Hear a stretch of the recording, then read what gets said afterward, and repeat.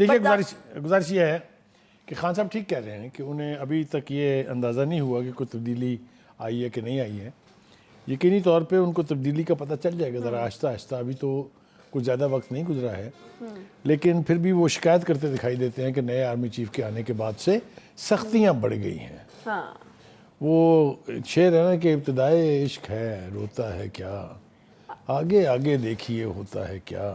اچھا دیکھیے بخاری صاحب ایسے ایکسپیکٹیشنز کیا تھیں جو کہہ رہے ہیں نا کہ ان کا خیال یہ تھا, جی انہوں نے کہا انہوں نے یہ بات کہی بھی ہے کہ ان کا خیال یہ تھا کہ یہ آئیں گے تو صورتحال ان کے لیے بہتر ہو جائے گی, اور یہ جو امپورٹڈ حکومت بقول ان کے نافذ ہے اس سے وہ جان چھڑائیں گے, اور ہاتھ بچھاتے بچھاتے الٹیمیٹلی انہیں کرسی وزارت عظمیٰ پہ دوبارہ بٹھا دیں گے. یہ نہ ہی تو کسی چیف کا مینڈیٹ ہوتا ہے, نہ ہی اس طرح کی توقع رکھنی چاہیے, لیکن خان صاحب کا قصور نہیں ہے. لیکن وہ یہ کیوں کہہ رہے ہیں, یہ بھی کہہ رہے ہیں کہ مجھے اسٹیبلشمنٹ کی ضرورت نہیں ہے, جس کے ساتھ عوام ہوتی ہے اس کو بیساکھیوں کی کوئی ضرورت نہیں ہوتی. ہاں نہیں وہ اس لیے بھی کہہ رہے ہوں گے, لیکن وہ اس لیے بھی کہہ رہے ہیں کہ پہلے ان کو بٹھایا گیا تھا نا اسی طرح سے کرسی وزارت. تو پھر وہ اب کی بات کر رہے ہیں کہ اب عوام ان کے ساتھ, ان کو بیساکھیوں کی ضرورت نہیں, پہلے تھی. نہیں یہ ابھی تو یہ آزمانا باقی ہے نا کہ انہیں ضرورت ہے بیساکھیوں کی. اگر بیساکھیوں کی ضرورت نہیں ہے تو کیوں التجا کرتے دکھائی دیتے ہیں وہ کہ میں ملنا چاہتا ہوں.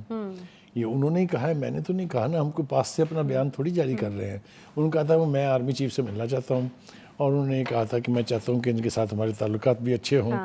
وہ پچھلے آرمی چیف کو جو بھی کہہ رہے ہیں, میں اس کے لیے کوئی ایکسپریشن استعمال کرنا نہیں چاہتا, لیکن انہوں نے اس کے ساتھ چنگی نہیں کی تھی, اچھی نہیں کی تھی انہوں نے, کیونکہ جب تک وہ امپائر تھے اور انگلی کھڑی ہو رہی تھی 2014 کے دھرنے میں, تب تک جنرل باجوہ جیسا کوئی تھا نہیں.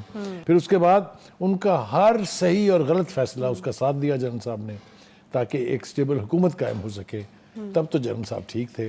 آپ کی 200 کے قریب ویڈیوز ہیں موجود جس میں آپ جنرل باجوہ کی تعریف ایسے الفاظ میں کر رہے ہیں جو اس سے پہلے کسی پرائم منسٹر نے نہیں کی.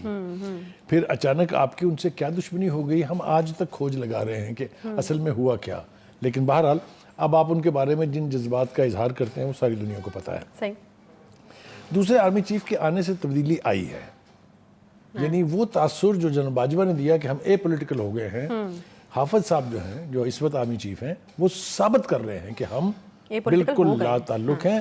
پرسوں کی ان کی جو میٹنگ ہے بزنس کمیونٹی کے ساتھ, جس میں اسحاق ڈار بھی ساتھ تھے, یہی بات انہوں نے ببانگ دہل صاف شفاف الفاظ میں کہی ہے کہ ہمیں اپنا کام کرنے دیں, سیاست آپ کا کام ہے, سیاست آپ کریں, ہمارا کوئی تعلق اس سے نہیں ہے. سنا نا آپ نے, کل بھی ہم نے اس کے اوپر بات کی تھی. میرے خیال سے اس سے ان کو زیادہ تکلیف بھی ہے, اور وہ ناراض بھی ہیں اس بات پہ کہ نیا چیف جو ہے وہ میرے ساتھ کھڑا ہونے کے لیے کیوں تیار نہیں ہے. اچھا اب یہاں پہ بھی 2 باتیں بخاری صاحب جس میں ہم اکثر پھنس جاتے ہوتے ہیں کہ کس بات پہ یقین کرنا ہے. پہلی بات یہ ہے کہ مجھے اسٹیبلشمنٹ کی ضرورت نہیں ہے, اور جس کے ساتھ عوام ہو اس کو بیساکھیوں کی ضرورت نہیں ہوتی. دوسری بات یہ ہے کہ جی بات کریں گے تو بالکل ضرور کریں گے بات. دیکھیے ان کے مخالفین یہ کہہ رہے ہیں کہ آپ کے ساتھ پوری 24 کروڑ کی عوام ہے, حالانکہ ٹوٹل تعداد 22 کروڑ ہے.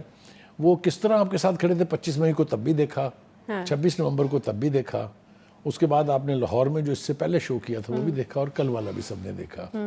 تو وہ جو لوگ آپ کے ساتھ اور عوام کھڑے ہیں وہ تو اب نظر آنے چکے شروع ہو گئے ہیں, کسی پردے کے پیچھے چھپے ہوئے نہیں ہیں. اس لیے آپ کا یہ دعویٰ درست ہو سکتا ہے, لیکن آپ کو یہ ووٹ کے ذریعے ثابت کرنا پڑے گا. خالی ہوا میں یا ایک جلسے میں بندے اکٹھے کر کے اس کا اندازہ نہیں ہوتا. ایک بات. دوسری بات یہ کہ انہوں نے کہا کہ جناب میں چوروں سے بات چیت نہیں کرتا. تو میں پوچھنا چاہتا ہوں کہ خان صاحب آپ کی پارٹی میں جو چور ہیں ان سے آپ کی بات چیت کیسے ہوتی ہے؟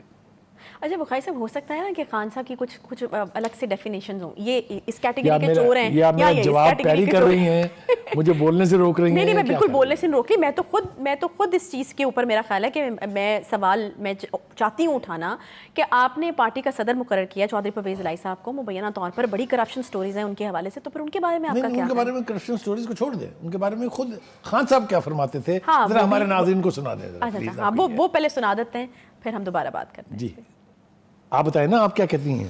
اچھا یعنی آپ کہہ رہے ہیں کہ آپ دہرا دیں نا, آپ کو پتہ نہیں ہے. ٹھیک ہے, وہ تو بالکل ہم نے کتنی بار شوز میں بات کی. نہیں کیا کہتے تھے, مجھے بھول گیا نا, مجھے یاد کرائیں تھوڑا سا. فقائی صاحب وہ جانے دینا, پنجاب کا سب سے بڑا ڈاکو وہی کہتے تھے نا ان کو. ہاں بالکل, تو ان سے بات چیت ہو کے پارٹی کے صدر ہیں نا, اب تو محترم ہیں. کیسے سپرد کر دی ایک ڈاکو کے ہاتھوں پارٹی؟ سوال تو پوچھنے دینا مجھے خدا کے لیے. فقائی صاحب پوچھیں, میں تو خود یہ سوال پوچھنا چاہتی ہوں.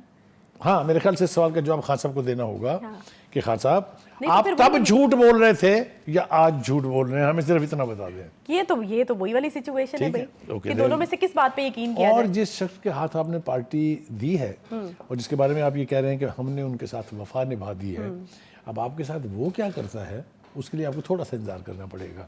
کیونکہ ہم نے دیکھا جب شریفز گئے ایگزائل میں، یاد ہے نا آپ کو 1999 میں، اس کے بعد پارٹی ان کی کا کیا حال کیا انہی چودھری صاحب نے، آپ کو یاد ہے نا. وقائے صاحب یہ جو خان صاحب یہ بات کر رہے ہیں ان کو واقعی نیت پہ پورا اس طرح سے بھروسہ ہے کہ جی ڈٹ کے کھڑے رہے ہیں پرویز الہی صاحب، حالانکہ نیپیاں بدلنے کی بات چودھری پرویز الہی صاحب ہی کرتے رہے ہیں اور انہی دنوں میں کرتے رہے ہیں. ایک بات نہیں ہے، بے پناہ باتیں انہوں نے کی ہوئی ہیں جو یہاں شاید دہرانے کا نہ وقت ہے اور نہ ہماری خواہش ہے، لیکن ایک دوسرے کے بارے میں جو کچھ ان لوگوں نے کہا ہوا ہے وہ سب کی یادداشت میں ہے، کہیں گما نہیں ہے. اب عزیز صاحب تھوڑا سا فیض حمید صاحب کے اوپر، وہ کہتے ہیں کہ ایک میجر جنرل جو ہے وہ کیسے اتنا بڑا کام کر سکتا ہے. میں ان کو یاد دلانا چاہتا ہوں کہ حضرت صاحب آپ نے بہت سارے کام کیے جو آپ کے نہیں تھے. آپ بہت سارے کام ایسے کر رہے ہیں اب بھی جو آپ کے نہیں ہیں. آپ نے اپنے ادارے کی لاج بھی نہیں رکھی ہے اور آپ نے ایک انسان کی حیثیت سے اپنے آپ کو بہت ولنریبل بنا دیا ہے. لہٰذا اب آپ خاموشی اختیار کریں تو زیادہ بہتر ہے، ملک کے لیے بھی، آپ کے لیے بھی، اور آپ کے انسٹیٹیوشن کے لیے بھی. میری یہ خواہش ہے کہ چاہے وہ جنرل باجوہ ہیں، چاہے جنرل فیض حمید ہیں، یا دوسرے سٹنگ جنرل ہیں یا ریٹائرڈ جنرل ہیں، وہ اپنے ادارے کو بخش دے خدا کے واسطے. وہ ایک ادارہ ہے جو ابھی تک سالڈ بنیادوں پہ کھڑا ہے، جو ابھی تک ڈسپلنڈ ہے، جس کی اپنی روایات ہیں. اس کو اس کی فلیتی نہ اڑائیں، آپ کی بڑی مہربانی ہوگی. ہمیں یہ شرم آ رہی ہے ان لوگوں سے مطالبہ کرتے ہوئے جن کی یہ پرائمری رسپانسبلٹی ہے کہ وہ اپنے ادارے کے لیے نیک نامی کا باعث بنے، اس کے لیے تضحیق کا باعث نہ بنے. ہیونگ سیڈ دیٹ، انہوں نے یہ کہا کہ سارے فیصلے عدالتوں نے کیے تھے.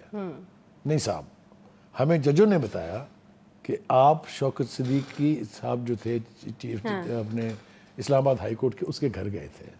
اچھا، آپ نے گھر جا کے ان سے کیا کہا تھا وہ صدیقی صاحب کو 3 درجن انٹرویوز میں بتا چکے ہیں کہ آپ نے ان سے کہا تھا کہ مریم اور اس کی بیٹی مریم اور اس کے والد کو جیل سے باہر نہیں آنا چاہیے.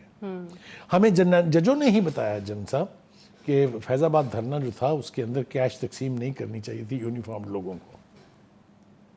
اب اس سے آگے میں کہاں تک جاؤں؟ پھر انہوں نے یہ بھی کہا اشارے میں نے چھوڑ کہ دیے آخری فیصلہ ہوتا ہے چیف کا ہوتا ہے، یعنی 2 ادارے اس میں ٹارگٹ ہو رہے ہیں، عدلیہ بھی اور اسٹیبلشمنٹ. جی یہی میں انہیں کہنا چاہتا ہوں کہ دونوں ہی ادارے جو ہیں وہ قابل احترام ہیں. دونوں ہی ادارے ملک میں انصاف کا نظام اور ملک کی سلامتی کے ذمہ دار ہیں. ان کے تمسخر نہ اڑائیں. نہیں تو بقائی صاحب آپ کو کیا لگتا ہے کہ یہ جو اب سٹیٹمنٹس دینے کی ضرورت پیش آئی ہے، یہ کیوں خود کو بچانے کی ایک کوشش ہے، خود پر اپنے کاندھوں سے بوجھ ہٹانے کی کوشش ہے، جو اس طریقے سے ہم دیکھ رہے ہیں کہ پھر اب اداروں کے اوپر میرے خیال سے خود اپنی جان بچانے کے لیے ادارے کو قربان کر دینا کہیں کی وزڈم نہیں ہے. ہم صحافی ہیں، ہم اپنے آپ کو صحافی کلیم کرتے ہیں، ہمارا عمل کچھ بھی ہو سکتا ہے، لیکن ہمیں صحافت کو ذلیل کرنے کا حق نہیں ہے.